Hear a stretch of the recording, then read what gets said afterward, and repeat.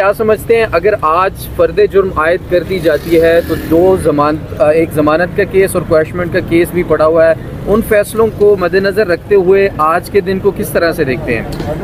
इस्लामाबाद की टेरिटरी में और मेरा ख्याल है जज हसनात साहब की कोर्ट में 6 महीने, साल, 1.5 साल, 2 साल पुराने बेशुमार मुकदमे पड़े हुए जिनमें कभी फ़र्द जुर्म आयद नहीं हुई।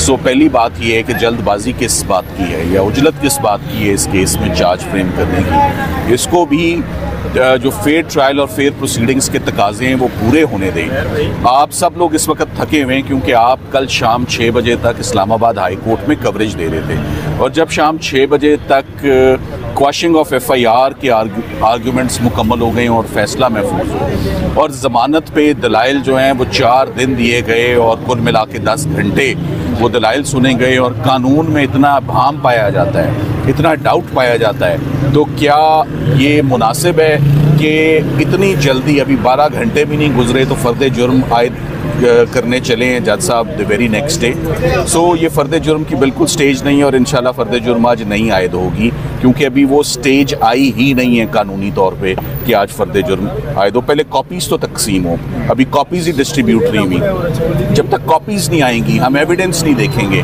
आपने जैसे कि सुना हाई कोर्ट में उन्होंने कहा साइफ़र तो केस का हिस्सा ही नहीं है, तो अगर साइफ़र ही केस का हिस्सा ही नहीं है, मुद्दा ही नहीं है, तो फिर ट्रायल किस बात का?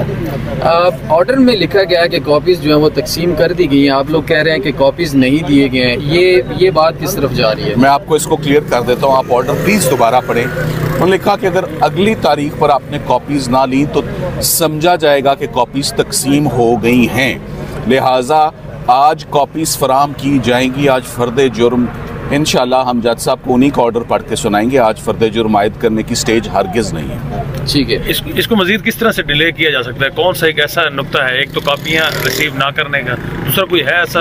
और एक और चीज़ कि आपको लगता है कि जज साहब आपकी बात इतनी आसानी से मान लेंगे जिस तरह से वो ट्रायल को लेकर चल रहे हैं? पहले भी शायद आपकी सुनवाई कम ही होती नज़र आ रही है। देखें, ये बात तो है कि हमारी तैयारी भी पूरी होती है, मेहनत भी पूरी होती है, मगर बातें आजकल कम ही सुनी जा रही हैं। ये आपकी करेक्ट ऑब्जर्वेशन है, चाहे वो ये ट्रायल हो या चाहे वो इस्लामाबाद हाई कोर्ट हो, मायूसी तो काफ़ी ज़्यादा है, मगर हमारा काम है असिस्ट करना कोर्ट को और इंसाफ की तवक्को रखना। हम इंसाफ से लड़ नहीं सकते, हम इंसाफ मांग सकते हैं, अपनी मेहनत कर सकते हैं, वो कर रहे हैं, करते रहेंगे।